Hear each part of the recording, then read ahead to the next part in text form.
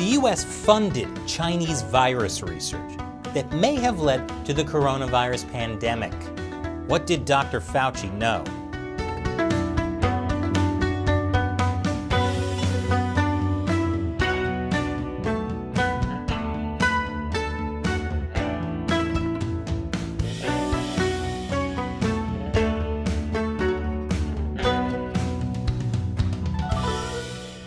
Welcome to China Uncensored. I'm Chris Chappell. Well, I don't often say this, but Chinese state-run media is right. For over a year, they've been trying to pin the blame for the coronavirus pandemic on the US. And it turns out they could be right, at least in this one sense. I'm sure by now you've heard of the Wuhan lab leak theory. The idea is the coronavirus, or what I call the CCP virus, leaked from the Wuhan Institute of Virology accidentally. A number of people outside of polite society, including me, have been talking about this theory for over a year, but it's now become credible in mainstream media. And it turns out the US was at least partially funding experiments in the lab the coronavirus may have leaked from. The National Institute of Allergy and Infectious Diseases, the NIAID, which is part of the National Institutes of Health, the NIH, was giving research grants that were used by the Wuhan Institute of Virology to study bat coronaviruses. Some of that funding was also used to create coronaviruses that were more contagious to humans. That's called gain-of-function research. Virologists say it helps them study diseases to prevent future outbreaks, but so far it has not prevented future outbreaks. Also, the Wuhan Institute of Virology had known safety problems as recently as 2018. We did a full episode on the lab leak theory earlier this week, so you should definitely check it out for some background. Dr. Fauci is the director of the NIAID, which gave the grant to the nonprofit EcoHealth Alliance, which worked with the Wuhan Institute of Virology. But Dr. Fauci, as you may remember, repeatedly dismissed the idea the coronavirus came from a lab. He especially shut down the idea that the virus was artificially manipulated. Well, now that all this is coming out, he's somewhat changed his tune. How interesting.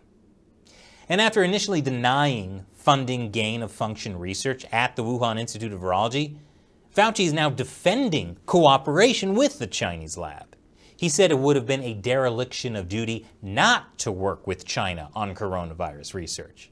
That's a headline that might age poorly. Fauci now admits there was modest funding of the Wuhan lab, but not for gain-of-function research. Again, gain-of-function means taking an existing virus and making it more contagious or deadly. So Fauci says they were not funding this kind of research in China. However, the description of some of the research grants given to the Wuhan lab say researchers would use techniques like reverse genetics and infectious clone technology. These are techniques used for gain-of-function research.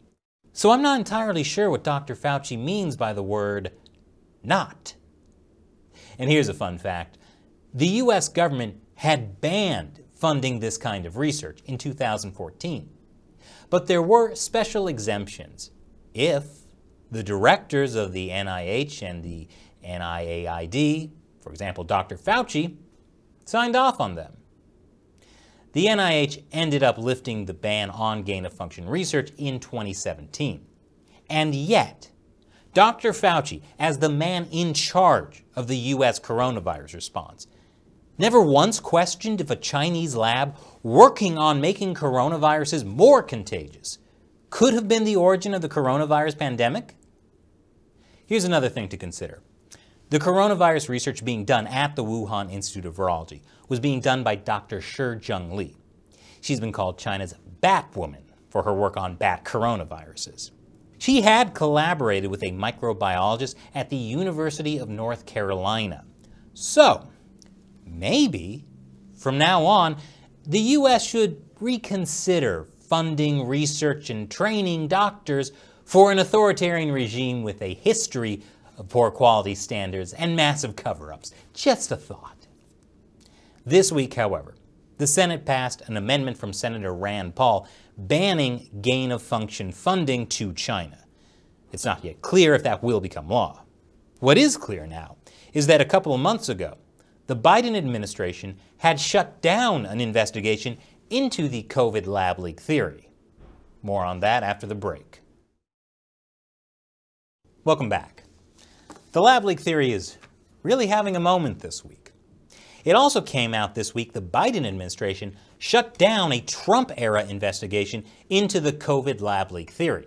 CNN quoted anonymous sources that said the project was shut down because questions were raised about the legitimacy of the findings. And CNN also cited other anonymous sources who defended the quality of the research. And then, the State Department denied the project had been shut down at all because it was in fact completed. So we don't really know what happened there. What we do know is now the lab leak theory is suddenly the popular kid at school. And President Biden has asked the U.S. intelligence community to redouble their efforts to collect and analyze information that could bring us closer to a definitive conclusion of the origins of the virus, and to report back in 90 days. Speaking of U.S. intelligence, the Senate has just unanimously passed a bill requiring the Director of National Intelligence to declassify any and all information relating to potential links between the Wuhan Institute of Virology and the origin of the coronavirus disease. So in 90 days, we might know more. Or maybe we won't. But the media is having a really difficult time dealing with this story. For months, they've dismissed the coronavirus lab leak theory. They said it had been debunked. It was a foolish conspiracy theory from Trump, one which Fauci crushed. Oh, Fauci. Here's a tweet from the New York Times from this February. The Wuhan lab has been the focus of unfounded conspiracy theories promoted by the Trump administration about the pandemic's origins. Well, now they have to do some major backpedaling. This has been a hard time for experts, fact-checkers, and the science. PolitiFact just retracted its Wuhan lab leak theory fact-check. But not to worry. The media figured out how to cover up their mistakes with a little mental gymnastics. You see, it wasn't their fault they failed to look into the story. It was Trump's fault. This piece in the Washington Post says the mainstream media overcorrected because the information came from Trump. That's a fancy way of saying, we were wrong but don't want to take responsibility. And here's CNN. I do think it's important to remember that part of the issue when this was first being reported on and discussed back a few months after the pandemic had begun was that then President Trump and Mike Pompeo, the Secretary of State, both suggested they had seen evidence that this was formed in a lab, and they also suggested it was not released on purpose, but they refused to release the evidence showing what it was. You mean you couldn't do your own research?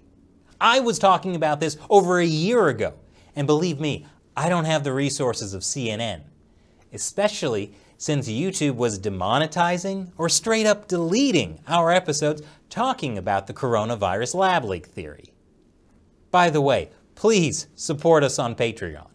We really can't afford to make this show without your support. All it takes is $1 per episode. Check out patreon.com/China Uncensored to learn more. And I'll have more China news for you after the break. Welcome back. Unless YouTube demonetized this episode as well, in which case patreon.com/China Uncensored. Seriously, we need your help. So, Dr. Fauci is probably not the most popular person in the US right now. But I'm afraid he's also not all that popular in China, because Chinese state-run media is also targeting him. Chinese state media has lashed out at Fauci, saying he has joined an opinion war against China, after saying he wasn't convinced COVID happened naturally. My favorite Chinese state-run media, the Global Times, called him a degenerate US elite. Now, before you agree with the Global Times, it's because he is fanning a huge lie against China.